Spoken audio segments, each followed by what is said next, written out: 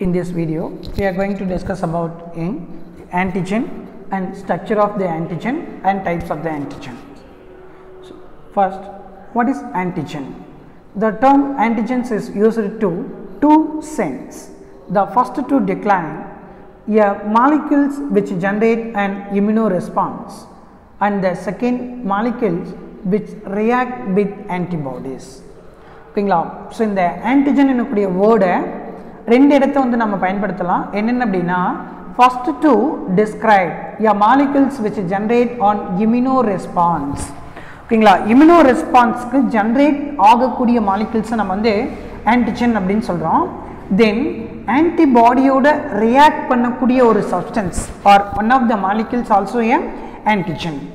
ஓகேங்களா, ஆன்டிபாடியோட ரியாக்ட் பண்ணக்கூடிய ஒரு மாலிகுல்ஸையும் நம்ம வந்து ஆன்டிஜன் அப்படின்னு சொல்கிறோம். And immunogen is a substance capable of initiating an immunoresponse.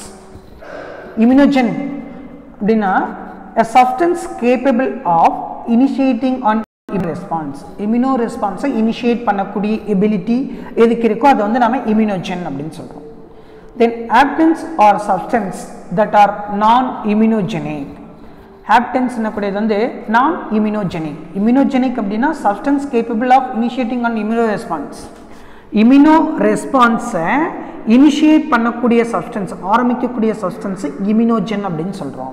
So அப்போ அந்த இம்யூனோ சப்ஸ்டன்ஸ்க்கு ஆர் இம்யூனோ ரெஸ்பான்ஸ் பண்ணாத ஒரு சப்ஸ்டன்ஸை நம்ம வந்து ஹாப்டன்ஸ் அப்படின்னு சொல்லுவோம். That are a non immunogenic but can react with the product of a specific immuno response. இது வந்து இம்யூனோ ரெஸ்பான்ஸ் பண்ணாது, ஆனால் ஸ்பெசிஃபிக்காக இம்யூனோ ரெஸ்பான்ஸோட ரியாக்ட் பண்ணும். Substance that can enhance the immunoresponse to an antigen are called adjuvants. So, epitope is an antigenic determinant and is the active part of the antigen. A paratope is the antigen binding site and is a part of the antibody which recognize and bind to an antigen. So இப்போ இதில் வந்து பார்த்திங்க அப்படின்னா ஆன்டிஜென்னா என்ன? ஆன்டிஜென்ன்றதை வந்து நம்ம ரெண்டு இடத்த பயன்படுத்துகிறோம். ஒன்று வந்து molecules which generate on immuno response. ஓகேங்களா, இம்யூனோ ரெஸ்பான்ஸ் அப்போது ஜென்ரேட் ஆகக்கூடிய ஒரு மாலிகுலை வந்து நம்ம ஆன்டிஜென் அப்படின்னு சொல்கிறோம். ஆன்டிபாடியோட ரியாக்ட் பண்ணக்கூடிய ஒரு சப்ஸ்டன்ஸை ஒரு மாலிகுல்ஸை நம்ம ஆன்டிஜென் அப்படின்னு சொல்கிறோம். ஸோ அதுக்கடுத்து இம்யூனோஜென்னா என்ன அப்படின்னு பார்த்தீங்கன்னா, the substance capable of initiating an immuno response. ஒரு ஃபாரின் பார்ட்டிக்கல் பாடிக்குள்ளே வருது அப்படின்னா பாடி வந்து அதுக்கு அகைன்ஸ்டாக ஆக்ட் பண்ண ஆரம்பிக்கணும். அந்த ப்ராசஸ்க்கு பேர் தான் வந்து இம்யூனோ ரெஸ்பான்ஸ் அப்படின்னு சொல்லுவோம். ஸோ அந்த இம்யூனோ ரெஸ்பான்ஸ் இனிஷியேட் பண்ணக்கூடிய கெப்பாசிட்டி யாருக்கு இருக்கோ, எந்த சப்ஸ்டன்ஸுக்கு இருக்கோ அந்த சப்ஸ்டன்ஸை நம்ம இம்யூனோஜன் அப்படின்னு சொல்லுவோம். ஓகேங்களா, அந்த இம்யூனோஜன் கெப்பாசிட்டி, அதாவது இம்யூனோ ரெஸ்பான்ஸை இனிஷியேட் பண்ணக்கூடிய எபிலிட்டி இல்லாத ஒரு சப்ஸ்டன்ஸை நம்ம வந்து ஹாப்டன்ஸ் அப்படின்னு சொல்கிறோம். பட் இது ரெஸ்பான்ஸை வந்து இனிஷியேட் பண்ணாது, ஆனால் இம்யூனோ ரியாக்ஷனில் இந்த சப்ஸ்டன்ஸ் ஹாப்டன்ஸ் வந்து ரியாக்ட் பண்ணும். ஓகேங்களா, இம்யூனோ சப்ஸ்டன்ஸில் இது வந்து ரியாக்ட் பண்ணும். நெக்ஸ்ட் பாருங்கள், substance can enhance the immuno response to an antigen. Antigen immuno ரெஸ்பான்ஸை என்ஹான்ஸ் பண்ணுறது, அதிகமாக்கக்கூடியது நம்ம என்னன்னு சொல்கிறோம் அப்படின்னா adjuvant. அதுக்கடுத்து epitope is an antigenic determinant and is the active part of the antigen. Antigenல ஒரு ஸ்பெசிபிக் போர்ஷன், அந்த போர்ஷன் வந்து ஆக்டிவாக இருக்குது, ஆக்டிவ் சைட் அப்படின்னு சொல்லுவோம். ஓகேங்களா, அந்த ஆக்டிவ் சைட்டை தான் நம்ம என்னன்னு சொல்கிறோம் அப்படின்னா epitope. ஓகேங்களா, epitopeன்றது வந்து active sites of the antigen, ஆன்டிஜனோட active site. A paratope is the antigen binding site and is a part of an antibody which recognizes and bind to an antigen. Paratope என்னக்கூடியது என்ன அப்படின்னா antigen antibody binding site. ஒரு antigen வந்து ஆன்டிபாடியோட interact பண்ணுது இல்லைங்களா, so அப்போ interact பண்ணும்போது அந்த antigen ஆன்டிபாடியும் react பண்ணக்கூடிய அந்த சைட் பைண்டிங் சைட். ஒரு ஆன்டிஜன் ஆன்டிபாடியில் பைண்ட் ஆகக்கூடிய ரீஜியன் ஆக்டிவ் சைட் ஒன்று இருக்குது, அதை தான் நம்ம வந்து எபிடோப் அப்படின்னு சொல்கிறோம். பைண்டிங் சைட் ஒன்று இருக்குது, அந்த சைட் தான் வந்து பாராடோப் அப்படின்னு சொல்லுவோம். ஓகேவா? ஸோ இதுதான் வந்து ஆன்டிஜனோட ஒரு outline structure. Next types of antigen. In the basis of origin, antigens are classified into exogenous antigens and endogenous antigen. Antigen oda origin base panni exo and endo din classify pannrom. Antigens which enter the host from the outside in the form of a microorganism, pollen, drugs or pollutants are called exogenous antigen. ஓகேங்களா? இப்போ நம்மளோட பாடிக்குள்ளே ஒரு foreign particles என்ட்ராகுது இல்லைங்களா? So அந்த மாதிரி என்ட்ராகும்போது உள்ளே வரக்கூடிய substance வந்து பார்த்திங்க அப்படின்னா which are enter the host from the out side, வெளியிலிருந்து பாடிக்குள்ளே என்ட்ராகிற ஆன்டிஜன் எல்லாத்தையும் நம்ம எக்ஸோஜினஸ் ஆன்டிஜன் அப்படின்னு சொல்கிறோம். இப்போ ஒரு வைரஸ் நம்மளோட பாடிக்குள்ளே வருது, அது பாடியிலே இருக்கிறது இல்லை, வெளியிலேருந்து பாடிக்குள்ளே என்ட்ராகிருக்கு. இந்த மாதிரி உள்ள என்ட்ரானா அது எக்ஸோஜினஸ், வெளியிலிருந்து வருது. ஓகேங்களா? the antigens which are formed within the individuals are endogenous antigen. the best examples are blood group antigen.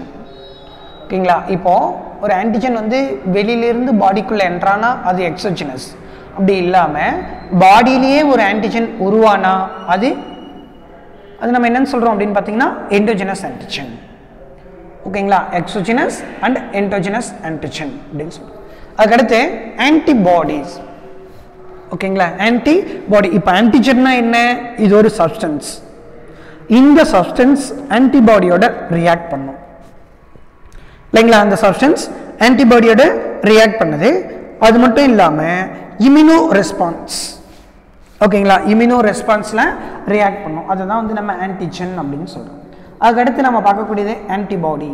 பாருங்க, antibodies are immunoglobulin IG protein molecules synthesized on a exposure to antigen that can combine a specifically with the antigen. antibody என்றது வந்து என்ன அப்படின்னு பார்த்தீங்கன்னா immunoglobulin protein. ஓகேங்களா? immunoglobulin protein structure of antibody and immunoglobulin அப்படின்னு சொல்லுவாங்க. So இந்த immunoglobulin proteinoட structure, இந்த ப்ரோட்டீன் தான் வந்து நமக்கு ஆன்டிபாடியை ஃபார்ம் பண்ணும். whenever the pathogen enter your body, the B lymphocyte produced on a army of protein is called antibodies to fight with them.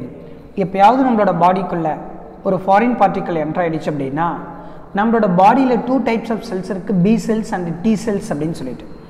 B for bone marrow, T for thymus. So அந்த bone மேரோவில் form ஆகி develop ஆகிருக்கக்கூடிய ஒரு lymphocyte இருக்கு, produced on a army of protein. ஓகேங்களா? protein is called as antibodies to fight with them. ஓகேங்களா? ஒரு pathogen பாடிக்குள்ளே என்ட்ரான உடனே இந்த பி செல் வந்து ஒரு சப்ஸ்டன்ஸை செக்ரீட் பண்ணும், அந்த சப்ஸ்டன்ஸ் வந்து இந்த பார்ட்டிகுலோட ஃபைட் பண்ணும். அதுதான் வந்து நமக்கு ஆன்டிபாடி அப்படின்னு சொல்கிறோம். thus they are secreted in response to an antigen. அது என்ன பண்ணும்? ஆன்டிஜனுக்கு ரெஸ்பான்ஸ் பண்ணும். by the effect of B cells is called plasma cell. ஓகேவா? அந்த பி செல் இருக்கு இல்லையா, லிம்போசைட்ஸ், இந்த லிம்போசைட் வந்து ஒரு ப்ரோட்டீனை செக்ரேட் பண்ணோம், அந்த ப்ரோட்டீனில் இருந்து நமக்கு ஒரு ஆன்டிபாடி ஃபார்ம் ஆகுது. அந்த ஆன்டிபாடி வெளியிலிருந்து என்ட்ராக இருக்கக்கூடிய ஃபாரின் பார்ட்டிகலுக்கு அகென்ஸ்டாக ஆக்ட் பண்ண ஆரம்பிக்கும். சரிங்களா? The antibodies are classified into 5 major categories. இந்த ஆன்டிபாடியை அதே மாதிரி நம்ம என்ன பண்ணுறோம்னா 5 மேஜர் கேட்டகரிஸாக கிளாஸிஃபை பண்ணுறோம் based on the physiological and biochemical properties. இதோட physiological and biochemical properties base பண்ணி இதை நம்ம வந்து 5 டைப்ஸாக கிளாஸிஃபை பண்ணுறோம். They are immunoglobulin G, G for gamma. ஓகேங்களா? இந்த ஐஜின்றது immunoglobulin, immunoglobulin G gamma, immunoglobulin M mu, immunoglobulin A alpha, immunoglobulin D delta, immunoglobulin E epsilon. ஓகேங்களா? Gamma, mu, alpha, delta and epsilon. So இந்த மாதிரி நம்ம இந்த ஆன்டிபாடியை 5 டைப்ஸாக கிளாஸிஃபை பண்ணுறோம்.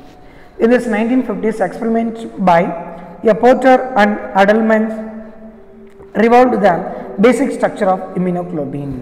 இவங்க என்ன பண்ணுறாங்க அப்படின்னா 1915ல் பேசிக் ஸ்ட்ரக்சர், இம்யூனோகுளோபினோட பேசிக் ஸ்ட்ரக்சர்ஸை டிஸ்கிரைப் பண்ணுறாங்க. And antibody molecules is Y shaped structure.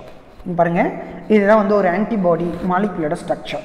பார்க்கறதுக்கு நமக்கு எப்படி இருக்கும் அப்படின்னா Y மாதிரி இருக்கும், Y shaped structure that comprises of a 4 polypeptide chains, 2 identical light chain of a molecular weight 25,000 Dalton and a 2 identical heavy chain of molecular weight 50 Daltons. So இது வந்து பாத்தீங்க அப்படின்னா எப்படி இருக்குன்னா Y ஷேப்ல இருக்கும், 4 polypeptide chains ஆல இது வந்து ஃபார்ம் ஆயிருக்கும்.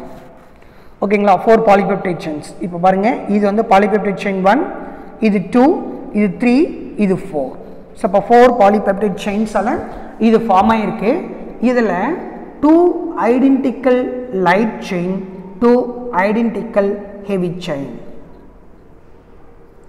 சரியா, 2 identical light chain and 2 identical heavy chain.